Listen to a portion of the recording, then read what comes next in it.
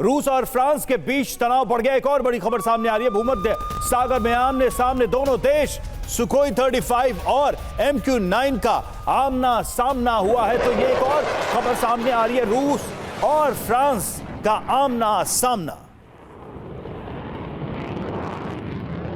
तस्वीर में आपको दिखा रहे हैं, ये देखिए तब जब ये स्थिति पैदा हो गई। ये देखिए भूमध्य सागर में ये तस्वीरें सामने आई, सुखोई 35 और MQ-9 का आमना सामना यहां पर हो गया।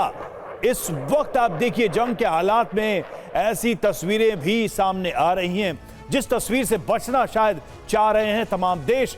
देखिए रूस वर्सेस फ्रांस महायुद्ध का क्या यह आगाज हो सकता है? ऐसी घटनाएं और इसमें एक चूक क्या एक बड़ी गलती साबित हो सकती है। सवाल कि क्या रूस और फ्रांस की कोई जंग होने वाली है? इस तरह से कॉन्फ्रंटेशन हो रहा है, क्या फ्रांस यूक्रेन युद्ध का बदला लेगा? आशंका ये क्यों जताई जा रही है? भूमध्य सागर में रूस फ्रांस के बीच टेंशन बढ़ी हुई है और फ्रांस ने रूस के बॉम्बर को आगे बढ़ने से रोका है। फ्रांस के ड्रोन MQ-9 और रूस के सुखोई 35 की टक्कर देखने को मिली। तस्वीरें हमने आपको दिखाई, करीब 3 बार दोनों के बीच टक्कर होते होते बची है। फ्रांस का दावा क्या है? हमारे क्षेत्र में पेट्रोलिंग कर रहा था रूसी एयरक्राफ्ट, जानबूझकर युद्ध के लिए उकसाया जा रहा है रूस के द्वारा। ये देखिए ये सिचुएशन बन रही है। अब मनीष ये छिटपुट घटनाओं में रखें इसको, पीस से ठीक पहले जो तनाव बढ़ रहा है, क्योंकि फ्रांस की बात करें, एक ऐसा देश जो रूस का बहुत ही प्रबल विरोधी रहा है, पोलैंड और फ्रांस जैसे देश।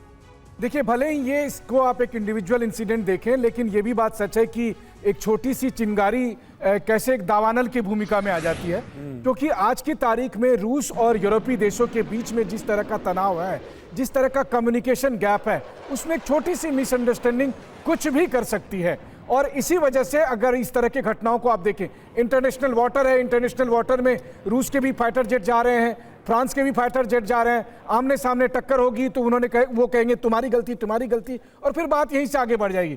भले तुरंत लड़ाई ना शुरू हो, लेकिन हालात तो ऐसे ही हैं, आसार ऐसे ही हैं कि यूरोपियन देश अब खुद को इस रूप में देख रहे हैं कि अमेरिका रूस के सामने सरेंडर कर रहा है। देखिए भले ही ट्रंप ये कह रहे हैं कि जेलेंस्की मेरे सामने सरेंडर कर रहा है, लेकिन यूरोपीय देशों को यह लग रहा है कि आज की तारीख में अमेरिका पुतिन के सामने सरेंडर कर रहा है। और तब यूरोप की सुरक्षा का क्या होगा? तो यूरोप अपने पैरों पर खड़ा होना चाहता है। हमें यह बात नहीं भूलनी चाहिए कि 100 में से 33 कंपनियां हथियार की यूरोप के पास है। हमें यह नहीं भूलनी चाहिए कि पहला और दूसरा विश्व युद्ध यूरोप ने ही लड़ा था। ऐसी स्थिति में अगर कल के दिन में हालात खराब होते तो रूस और यूरोप की जंग हो सकती। ठीक बात है, ठीक बात।